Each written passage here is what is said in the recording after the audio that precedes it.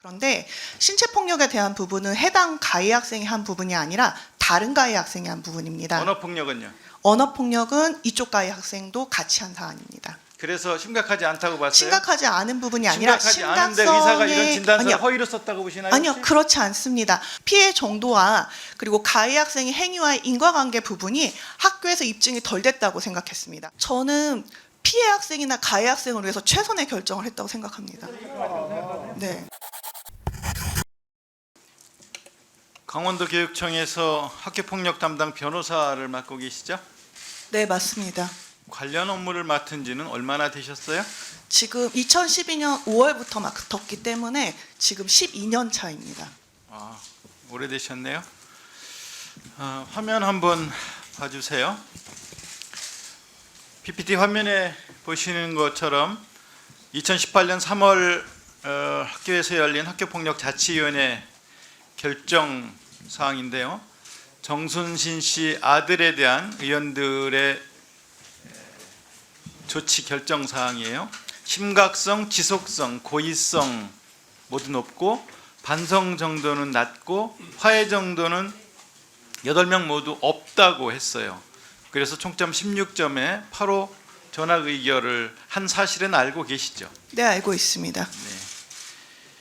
5월 3일 그 가해 학생 재심 청구 관련 회의록을 보면 징계조정위원회 회의에 7명 중 4명이 참석을 했고 학부모 대표 정미영 님 그리고 그분을 제외한 신동훈 장학관과 정진주 변호사 그리고 강원지방경찰청 최진보 경감 모두 3명은 전학조치 취소 결정에 동의를 했네요. 네, 맞습니다. 당시 회의록을 보니까요. 증인께서는 전학 외 다른 조치로 선도될 가능성이 없다고 볼 수 없다. 개전의 기회를 주는 것이 바람직하다고 했네요. 네. 학교폭력 그 사건 경위서는 보셨어요? 네, 봤습니다. 네. 그 경위서에 보면 피해 학생이 이런 얘기를 해요. 지속적인 언어폭력과 때때로 신체적인 폭력으로 인하여 10월부터 잠을 잘 수 없었고 하루 1시간가량 잤고 낮에는 스트레스, 언어적 폭력에 의한 트라우마 등에 의한 멍한 상태가 지속된 채로 수업을 받게 되었고 학업 성적은 떨어져서 2학기 때는 학사 경고를 받게 되었다. 이거 보셨죠? 네, 봤습니다. 12월 말부터는 정신과 병원에 다니면서 일주일에 한두 번 힐링 치료를 받게 이르게 되었고 정신과 병원에서는 학교폭력에 인한 우울증과 과민한 스트레스, 트라우마 등에 의한 자살 위험군으로 진단을 받게 되었다라는 것도 보셨죠? 네. 그런데 이런 사건 경위서를 보시고도 심각하다고 생각하지는 않으셨어요? 그 부분이 저희가 학교폭력 심각성을 판단을 할 때는 단순히 피해 학생이 느끼는 피해의 심각성뿐만 아니라 가해 행위의 심각성도 같이 판단을 해야 하고요. 근데 가해 학생의 가해 정도의 심각성은 심각하지 않다고 보셨어요? 그 부분이 입증이 덜 됐다고 봤습니다. 그러면 무슨 얘기냐 하면 좀 전에 보신 PPT에 나오는 것처럼 네. 위원들이 항목별로 심의한 것에 대해서도 신빙성이 별로 없다고 보셨어요? 지금 왜 그러냐 하면 실제로 그 당시에 학교폭력대책자치위원회에서 학교폭력을 판단을 한 내용 중에서 일부 내용은 학교폭력이라고 보기가 굉장히 어려운 부분이 있었고요. 어떤 점이 어려운지 조금 이따 설명을 네. 다시 해주시고요. 네. 개전의 기회를 주는 것이 바람직하다고 했는데 그러려면은 가해 학생이 충분히 반성하고 사과하고 화해하는 과정을 거쳐야 되는데 그 당시 그 당일날 5월 3일 날 가해 학생 출석했었나요? 안 했습니다. 사과는 했었나요? 사과도 하지 않았습니다. 그런데도 기회를 주는 것이 바람직하다고 보시는 거죠? 그 당시에 학교 측에서 제출한 자료를 보면 해당 학생의 잠깐요. 네. 학교 측 말씀하셨으니까 최관영 교장은 어디 계시나요? 마이크 좀 주세요.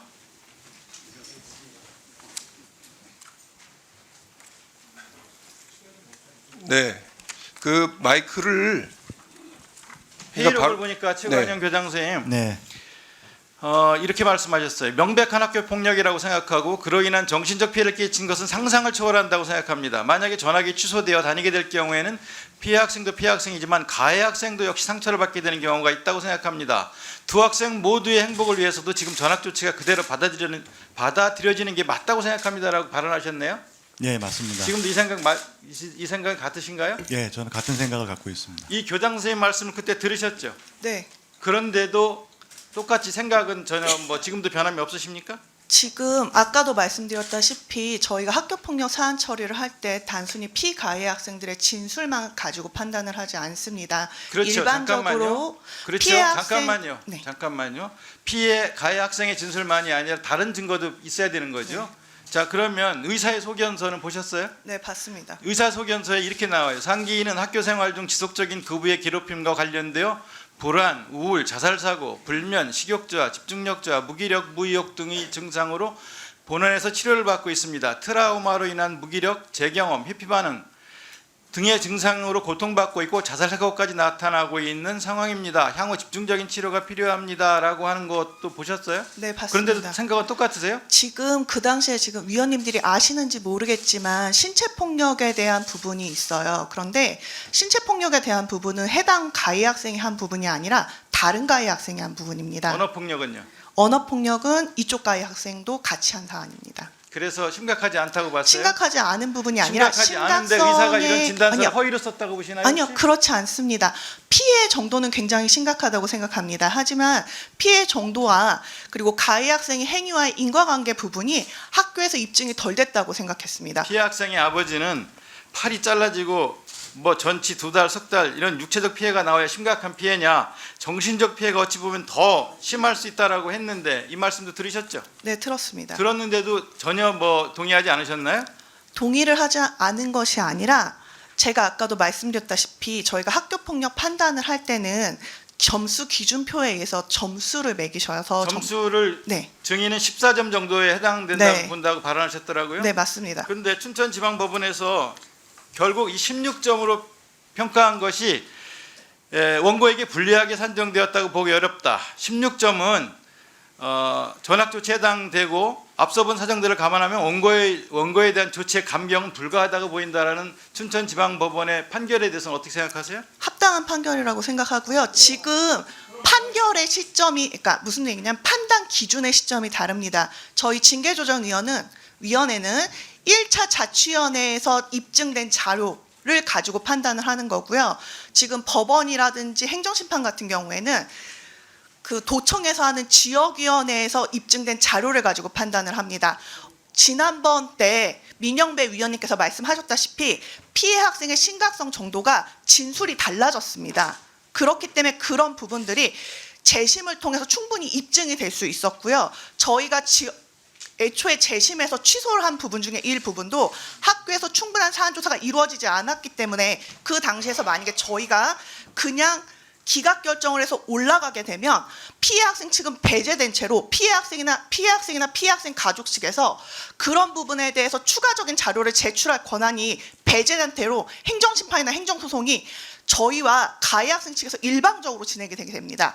그러면 저희가 재심을 통해서 취소를 하고 자치위원회를 다시 해서 그런 충분한 사안조사와 지역위원회를 통해서 학생 측에서 추가 자료를 제출함으로써 그런 부분을 추안을 해서 사안 처리하는 것이 맞다고 생각을 했고요. 이 부분에 대해서 피해 학생 부모님께도 전부 안내를 드렸습니다.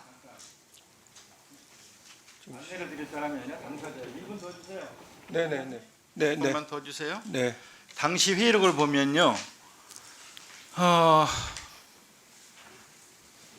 피해 학생이 이런 말이 나와요. 사실 많이 무서웠어요. 걔네 아빠가 직장이 그쪽에서 일하시고 돈도 많고 아무래도 강자잖아요. 갑이잖아요. 진짜 무서웠어요. 신고하면 오히려 아이들한테 왕따 당하지 않을까 그랬어요. 저 같은 개돼지 같은 애들은 보호를 못 받고 신고해도 바뀌는 건 하나도 없고 이런 말 당시 발언을 하는 거 들으신 적 있죠? 네, 들었습니다. 나중에 춘천지방법원 판결문에도 보면 이런 규절이 나와요. 원고가 평상시에 계속 아버지 자랑을 하며 검사라는 직업은 다 뇌물 받고 하는 직업이다. 내 아빠는 아는 사람이 많은데 아는 사람이 많으면 다 좋은 일이 일어난다. 판사랑 친하면 재판에서 무조건 승소한다. 이렇게 떠들고 다녔다는 얘기가 나와요. 네. 반성하지 않는다는 거예요. 네. 이런 거 다 알고 계셨잖아요. 네. 그래도 그렇게 결정하신 거에 대해서 지금도 여전히 잘했다고 생각하세요? 지금 아까도 말씀드렸다시피 저희가 학교 폭력에 대한 조치 결정을 하려면 학교에서 충분히 입증을 하셨어야 됐어요. 그런데 저희가 단순히 가해 학생과 피해 학생의 진술만 늘어놓는 것이 아니라 일반적으로 피해 학생들은 진술을 축소해서 얘기를 합니다. 그러면 구체적으로 아이 면담을 통해서 그런 부분들에 대해서 빈도수가 어느 정도인지 구체적으로 어떤 진술이 있었는지 이런 것들을 확인하셨어야 됐고요. 정황 증거와 학생들의 진술이 일치하는지를 확인을 하시는 절차가 필요합니다. 그런데 지금 그런 부분들이 빠져 있는 상태로 저희 올라온 상황입니다. 아니 그런 부분들이 빠져 있는 상태로 지금 자치원에서 조치 결정이 되고 재심에 올라온 상황이라고 말씀드렸습니다. 상황이란 말씀이시죠? 그러니까 말씀하신 대로 학생들은 말을 축소해서 할 수 있어요. 그렇죠? 다르게 할 수 있어요. 그래서 객관적인 증거들이 필요한 거잖아요. 의사소견서 같은 게 그래서 필요한 거잖아요. 교장 선생님 말씀 같은 게 그래서 첨부가 되는 중요한 자료가 되는 거잖아요. 그걸 다 듣고도 그렇게 결정하고도 잘했다고 그 결정이 잘했다고 생각하시는 거예요, 지금까지도? 저는 피해 학생이나 가해 학생을 위해서 최선의 결정을 했다고 생각합니다. 네. 네. 예, 들어가세요. 네. 아니요, 잠깐만요. 이게 저만 지금 이런 생각이 드나요? 아니, 반성도 안 하고 교장 선생 의견서가 그렇고 의사 진단서가 그렇고 도대체 뭘 최선의 결정을 했다는 거예요?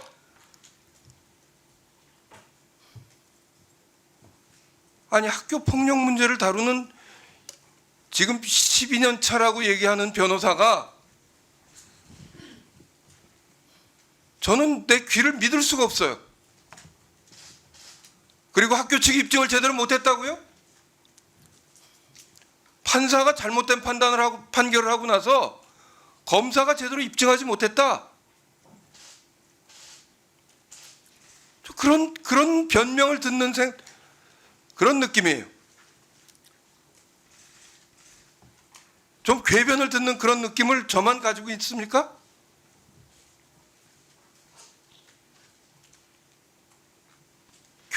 교육 문제입니다. 또 하나의 법기술자를 보는 그런 느낌을 받는 게 저만의 생각일까요? 교육적으로 어떤 것이 제대로 된 결정인가를 생각해야 되는, 하여간 다른 의원님들께서도 앞으로 계속 질문을 통해서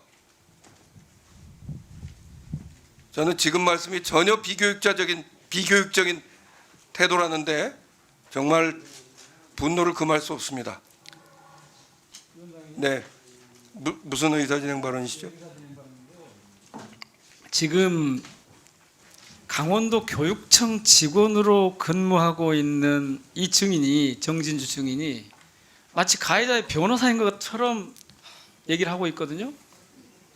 다들 그렇게 느끼시는 것 같은데, 명백하게 교육적 관점에서 교육청 직원으로서 증인으로 나와 있다는 사실을 주의를 다시 주시고 정확하게 그런 입장에서 대답을 해주도록 그렇게 좀 요청을 해주시면. 네, 저도 뭐 같은 취지로 지금 얘기했다고 생각합니다.